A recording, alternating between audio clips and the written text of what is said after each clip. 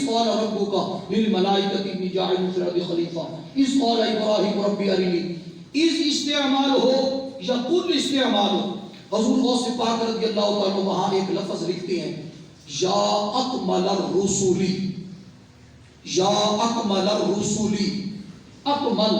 اب یہ اکمل جو ہے یہ کمال سے، اس میں تفصیل ہے. اور جیسے میں نے احمد کے اندر گزشتہ حاضریوں میں پیش کیا تھا کہ جب اس میں تفصیل استعمال ہو تو یہ دوسروں سے مقابلہ کو بیان کرتا ہے. حضور علیہ السلام کے لیے حضور غوث پاک رضی اللہ تعالیٰ لفظ استعمال کرتے ہیں یا اکمل الرسل، اے رسولوں میں سب سے زیادہ کمال والے، اے رسولوں میں سب سے زیادہ کمال والے. یعنی سب سے بلند درجہ نبوت اور رسالت ہے. رسالت سے اوپر تو پھر الوہیت ہے نا، اس سے اوپر تو درجہ نہیں. نبوت اور رسالت، ختم نبوت، اس سے اوپر کوئی درجہ نہیں.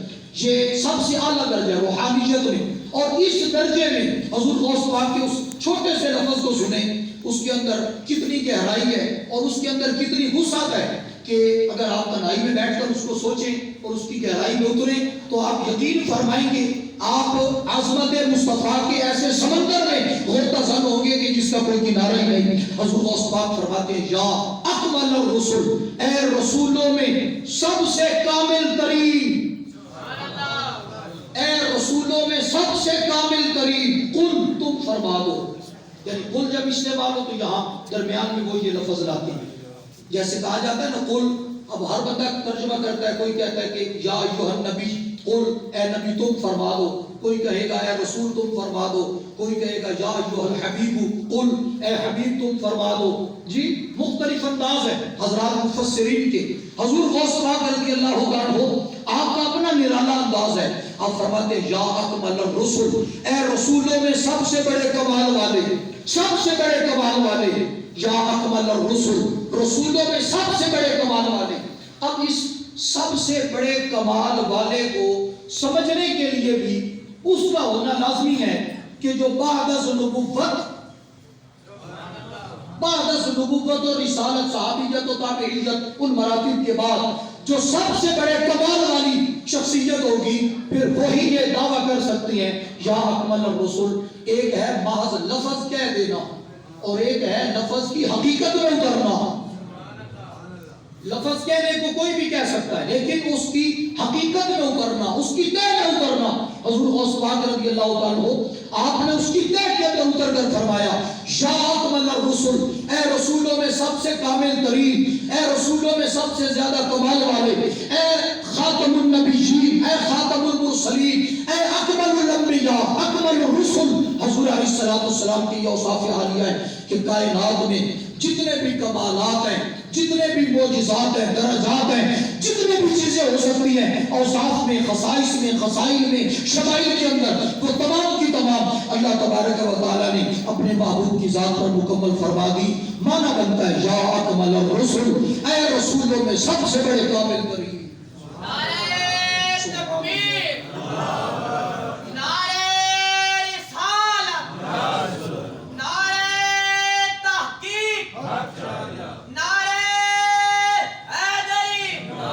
سبحان اللہ. اب اس میں اب اس میں اگلی بات دیکھیں، یہ جہاں از استعمال ہو قرآن شریف میں پوری آیات جن میں از استعمال ہے، وَإِذْ قَالَ رَبُّكَ إِذْ قَالَ إِبْرَاهِيمُ، دیگر مقامات. اور جہاں قل استعمال ہو تو وہاں وہ سرکار کے لیے لفظ استعمال کرتے ہیں یا اکمل الرسل. اور پھر النبی اولیٰ بالمؤمنین من انفسہم، اور ما کان محمد نبا احد من رجالکم ولکن رسول اللہ وخاتم النبیین. ان آیات کے تحت حضور غوث پاک رضی اللہ عنہ آپ نے فرمایا، اب آپ دیکھیں ختم نبوت کو ہر بندہ بیان کرتا ہے لیکن حضور غوث پاک کا اپنا انداز ہے. حضور غوث پاک فرماتے ہیں کہ جتنے بھی انبیاء کرام علیہ السلام اللہ تبارک و تعالیٰ کی توحید کو بیان کرنے والے ہیں، وہ رب تبارک و تعالیٰ کی توحید صفاتی کو بیان کرنے والے ہیں. حضور اللہ تعالیٰ کی توحید ذاتی کو بیان کرنے والے ہیں. حضور اللہ تعالیٰ کی توحید ذاتی کو بیان کرنے والے. اب اس کے اندر کیا معنی ہوا کہ رب تبارک و تعالیٰ کی صفات ان کو تو باقی حضرات انبیاء کرام علیہ السلام نے دیکھا اور صفات کے اندر انہیں معرفت حاصل ہوئی، عرفان حاصل ہوا، لیکن جو رب تعالیٰ کی ذات کی معرفت ہے یہ صرف میرے آقا کو حاصل ہے۔ جو رب تبارک و تعالیٰ کی ذات کی پہچان ہے وہ صرف سرکار علیہ السلام کو حاصل ہے۔ تو اس وجہ سے فرماتے ہیں کہ چونکہ اللہ تبارک و تعالیٰ کی صفاتی توحید کو بیان کرنے والے ایک تشریف لائے، پھر دوسرے آ گئے، پھر تیسرے آ گئے، پھر چوتھے آ گئے، پھر پانچویں آ گئے، چلتے رہے صفاتی ہے نا، توحید صفاتی کو بیان کرنے والے۔ اب ضرورت ہے آخر میں اس کی جو توحید ذاتی کو بیان کرے، جو توحید ذاتی کو بیان کرے، اور جب توحید ذاتی کو وہ بیان کر دے اب اس کے بعد پھر گنجائش ہی کوئی نہیں کسی اور کے آنے کی، اس کے بعد گنجائش نہیں، کیونکہ ذاتی کے بعد صفاتی والا آ نہیں سکتا، اور ذاتی والے میں کوئی نقص ہے نہیں، ذاتی والے میں کوئی عیب ہے نہیں، ذاتی والے میں کوئی خامی ہے نہیں۔ ذاتی کے بعد اگر صفاتی والا آئے تو پھر یہ ترقی کے بعد پھر تنزلی کی جانب اترنا ہے، وہ ہو نہیں سکتا، اور اس ذاتی کے آگے کوئی اور مرتبہ کوئی اور درجہ ہے نہیں، تو پھر ماننا پڑتا ہے حضور خاتم النبیین ہے، سرکار آخری نبی ہے، حضور علیہ السلام رب تعالیٰ کی توحید ذاتی کو بیان کرنے والے ہیں۔ سبحان۔ اب یہ حضور کی ختم نبوت پر نرالا جملہ ہے حضور غوث پاک کا، کہ جس کو بیان کرنے والے ختم نبوت پر ہزاروں علماء نے کام کیا ہے، اور ہر ایک عالم کی اپنی اپنی تحقیق ہے، اس کے اندر بہت کچھ کمال کیا ہر بندے نے، قرآن پاک کی آیات سے احادیث سے سب کچھ ہے، لیکن حضور غوث پاک رضی اللہ تعالیٰ بے مثال نظر آتی ہے۔ مطالعہ کرنے والا بندہ، جو دیکھنے والا بندہ ہے، وہ سمجھ سکتا ہے کہ حضور غوث پاک رضی اللہ تعالیٰ اپنے ان جملوں کے اندر کس حد تک گہرائی کے اندر پہنچے ہوئے ہیں۔ اللہ تبارک و تعالیٰ نے حضور غوث پاک رضی اللہ تعالیٰ کو مقام یہ عطا فرمایا کہ سرکار علیہ السلام کی نیابت، حضور علیہ السلام کی خلافت، کیونکہ اصحاب کے بعد، تابعین کے بعد، ان حضرات کے بعد حضور علیہ السلام کا نائب اللہ تبارک و تعالیٰ نے حضور سیدی غوث اعظم رضی اللہ تعالیٰ کو بنا دیا۔ اور جیسے سرکار کے دنیا میں آنے سے پہلے حضور کے چرچے ہر طرف تھے، حضور کے دنیا میں آنے سے پہلے سرکار کے چرچے، حضور کے اذکار وہ مختلف کتب میں انبیاء کرام کی زبانوں پر، راہبوں کے پاس، پادریوں کے پاس، ان تمام لوگوں کے پاس، اسی طریقے سے حضور غوث پاک رضی اللہ تعالیٰ بھی دنیا میں بعد میں تشریف لائے، ان کے آنے کے چرچے پہلے سے لوگوں کے اندر مشہور ہیں۔ حضرت مولا علی شیر خدا رضی اللہ تعالیٰ کی اولاد میں حضرت سیدنا امام حسن مجتبی رضی اللہ تعالیٰ آپ سے پھر جو امامت کبریٰ کا سلسلہ تھا وہ حضرت سیدنا امام حسین علی مقام ان میں منتقل ہوا۔ حضرت امام حسین رضی اللہ عنہ کے بعد حضرت امام زین العابدین، حضرت امام محمد باقر، حضرت امام جعفر صادق، حضرت امام موسیٰ کاظم، حضرت امام علی رضا، امام تقی، امام نقی، امام حسن عسکری تک یہ سلسلہ حضرت امام حسین کی اولاد میں رہا، حضرت امام حسین کی اولاد میں رہا۔ امام حسن عسکری سے آپ نے اپنے خادم کو ایک جائے نماز، ایک مصلی دیا اور فرمایا کہ یہ مصلی سنبھال کے رکھ لو، 5ویں صدی کے اندر عبد القادر نام کا بندہ پیدا ہوگا جو حسنی حسینی ہوگا، یہ اس کی امانت ہے، یہ مصلی اس میں پہنچا دینا۔ تو مصلی حضرت امام حسن عسکری سے پہنچا حضور سیدی غوث اعظم رضی اللہ تعالیٰ تک۔ میں اس سے اور تھوڑا سا پیچھے آپ کو لے چلتا ہوں، اس سے پیچھے تو اور مزے کی بات ہے۔ حضور کی اصحاب پاک میں ایک صحابی ہیں حضرت جابر رضی اللہ تعالیٰ، بڑے مشہور صحابی ہیں حضرت جابر بن عبداللہ انصاری۔ ان کو سرکار نے فرمایا تھا، ایک مرتبہ مجلس لگی ہوئی ہے، حضور علیہ السلام کے اصحاب پاک بیٹھے ہیں، سرکار نے فرمایا جابر میری اولاد میں ایک میرا بیٹا ہوگا جس کا نام میرے نام پہ ہوگا، اس کے ساتھ تمہاری ملاقات ہوگی، اسے میرا سلام دینا، اسے میرا سلام دینا، میری امانتیں اس تک تم نے پہنچانی ہے۔ حضرت جابر رضی اللہ عنہ فرماتے ہیں کہ میں انتظار میں رہا، کون وہ ہوتا ہے؟ تو وہ حضرت امام زین العابدین کے بیٹے حضرت امام محمد، جن کا آگے لقب ہے پھر باقر، لقب ہو گیا باقر اور نام آپ کا محمد بن امام زین العابدین۔ حضرت امام محمد باقر آپ تشریف فرما ہوئے، حضرت جابر رضی اللہ تعالیٰ اور امام محمد باقر ان حضرات کی آپس میں ملاقات ہوئی۔ حضرت امام محمد باقر کو حضرت جابر نے سرکار کی امانت، حضور علیہ السلام کا سلام اور سرکار علیہ السلام کے خاص تبرکات وہ پہنچائے۔ اگرچہ خاندانی طور پر حضرت مولا علی کی جانب سے، امام حسن کی جانب سے، امام حسین کی جانب سے وہ تمام چیزیں آپ تک تھیں، لیکن یہ علیحدہ طور پر حضور نے ایک نظام سے ان تک پہنچائی۔ جیسے سرکار علیہ السلام نے حضرت امام محمد باقر تک اپنی امانت پہنچائی، حضرت امام حسن عسکری انہوں نے اپنی امانت حضور سیدی غوث اعظم شیخ عبد القادر جیلانی رضی اللہ تعالیٰ تک پہنچائی۔ اب یہ امانت جو حضرت امام حسن عسکری نے پہنچائی، یہ امانت ان کو اپنے والد گرامی سے ملی، ان کو اپنے والد گرامی سے ملی، ان کو اپنے والد گرامی سے ملی۔ تو اس کا مطلب ہے یہ وہی امانت آ رہی ہے نا جو سرکار علیہ السلام سے چلتے ہوئے، ان نفوس قدسیہ سے ہوتے ہوئے حضور سیدی غوث اعظم سرکار رضی اللہ تعالیٰ تک پہنچی۔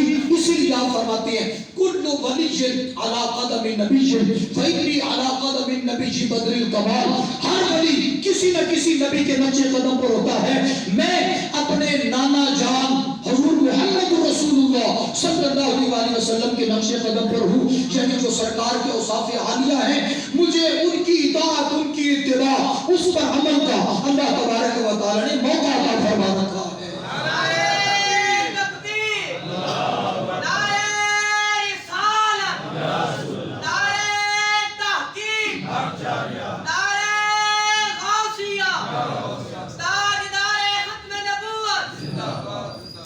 سبحان اللہ وبحمدہ۔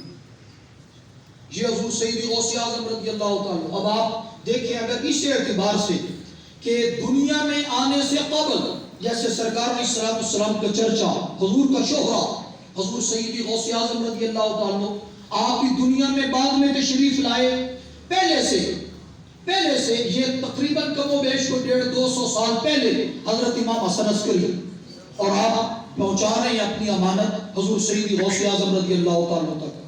ایک مرتبہ حضرت جنید بغدادی میں نے عرض کیا کہ قریب کے اندر ہی کہ حضرت جنید بغدادی یہ وہ ہیں کہ جن کی غلامی پر حضور داتا صاحب فخر فرماتے ہیں، جن کی غلامی پر حضور غوث پاک سرکار فخر فرماتے ہیں۔ غوث پاک سرکار کا سلسلہ جنیدی ہے، لیکن ایک دن حضرت جنید بغدادی تشریف فرما ہے، بہت بڑا مقام ہے، حضرت جنید بغدادی کا کوئی مقابلہ نہیں۔ آپ تشریف فرما ہے اور آپ نے مکاشفہ فرمایا۔ اس مکاشفے کے اندر، اب مکاشفہ کیا ہوتا ہے، مشاہدہ کیا ہوتا ہے، معاینہ کیا ہوتا ہے، یہ تصوف کی علیحدہ اصطلاحات ہیں۔ آپ نے مکاشفہ فرمایا، اس مکاشفے کے اندر آپ کو حضور سیدی غوث اعظم شیخ عبد القادر جیلانی رضی اللہ تعالیٰ آپ کا مقام دکھایا گیا کہ آپ کو اللہ تبارک و تعالیٰ نے یہ مقام عطا فرمائے گا رب تبارک و تعالیٰ کہ ان کا قدم ہر ولی کی گردن پر ہوگا۔ اب حضرت جنید بغدادی وہ ان کے اکابرین میں ہیں، وہ حضور غوث پاک کے اکابرین میں ہیں، حضور غوث پاک کے ماتحت نہیں ہیں، وہ حضور غوث پاک کے مشائخ میں، ان کے اکابرین میں ہیں۔ لیکن اگر کوئی شیخ، کوئی بڑا اپنے بچے کی صلاحیتوں کو دیکھ کر، اس کی استعداد کو دیکھ کر خوش ہو جائے اور کہے کہ ہم اس کی سیادت کو تسلیم کرتے ہیں، تو یہ اس کی رضامندی ہے، اس میں انکار نہیں، ان کے مقام کا، مرتبے کا انکار نہیں۔ حضور سیدنا سید الطائفہ حضرت جنید بغدادی رضی اللہ عنہ، آپ نے جب حضور غوث پاک رضی اللہ عنہ کے مقام کو دیکھا نا تو آپ نے اپنی گردن جھکا دی۔ جب گردن جھکائی تو مریدوں نے پوچھا حضور خیریت ہے، آپ گردن جھکا رہے ہیں؟ آپ نے فرمایا ہاں، ہمارے سلسلے کے اندر ایک شیخ ہوں گے عبد القادر، جو اپنے دور میں قطب اعظم کے درجے پر فائز ہوں گے، قطب اعظم غوث اعظم کے درجے پر فائز ہوں گے، ان کو رب تبارک و تعالیٰ یہ مقام عطا فرمائے گا کہ اللہ تبارک و تعالیٰ کی طرف سے انہیں اجازت ہوگی کہ ان کا قدم ہر ولی کی گردن کے اوپر ہے۔ آپ فرماتے ہیں میں نے بھی بخوشی ان کے اس عہدے کو تسلیم کر لیا ہے، بخوشی میں نے ان کے اس عہدے کو تسلیم کر لیا۔ میری بات کا انداز سمجھنا ذرا، ایک ہے مجبوری سے کرنا اور ایک ہے خوشی سے۔ اگر کسی بچے کو، یعنی آپ یوں سمجھ لیں، میں اس کی چھوٹی سی ایک مثال دے دیتا ہوں میرا اپنا ہی طالب علم ہو، اپنا ہی بچہ ہو، مجھ سے ہی وہ پڑھا ہو، اور پڑھ کر وہ اتنا لائق فائق ہو جائے، فاضل ہو جائے کہ اس کی قرات اچھی ہو، اس کا آواز اچھی ہو، انداز اچھا ہو، کسی وقت نماز کا وقت آ جائے تو میں اسے کہوں مولانا آپ نماز پڑھا دیں، میں آپ کے پیچھے نماز پڑھتا ہوں، تو اس کا مطلب یہ نہیں ہے کہ وہ شاگرد یہ کہنا شروع کر دے کہ میں استاد سے بڑھ گیا. جی یہ استاد نے خود شاگرد کو ایک عزت عطا فرمائی ہے، ایک عزت دی ہے. حضور غوث پاک رضی اللہ عنہ یہ سادی مثال اس لیے دی ہے کہ بات ذہن کے اندر بیٹھ جائے.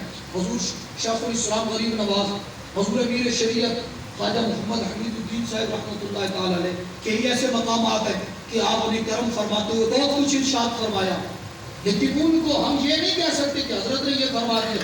وہ ان کا عطیہ شاہانہ ہے، وہ شاہانہ طور پر ان کی نوازشیں ہیں، ان کی عنایتیں ہیں. یہ اس کا مطلب نہیں ہے کہ اگر وہ کسی کو نواز دے تو پھر بندہ یہ کہنا شروع ہو جائے کہ اب میں یہ ہو گیا، میں وہ ہو گیا. جیسے کہ کئی بندے ہوتے بھی ہیں، وہ ظرف ہوتا ہے نا، چھوٹا ظرف ہو تو چھلک پڑتا ہے، وہ پھر آپے سے باہر ہو جاتے ہیں کہ شاید ہم کچھ بن گئے.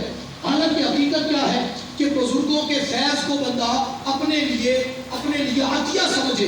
حضرت سیدنا جنید بغدادی رضی اللہ عنہ اگرچہ آپ اس حکم میں شامل نہیں ہیں کیونکہ آپ پہلے کے مشائخ میں ہیں، لیکن اس کے باوجود آپ نے خود اپنے مکاشفے میں معاشرے کے اندر غوث اعظم رضی اللہ تعالیٰ کے مقام کو دیکھ کر گردن جھکا دی. جی ہمیں بھی قبول ہے، ہم بھی تمہارے اس عہدے کو تسلیم کرتی ہیں.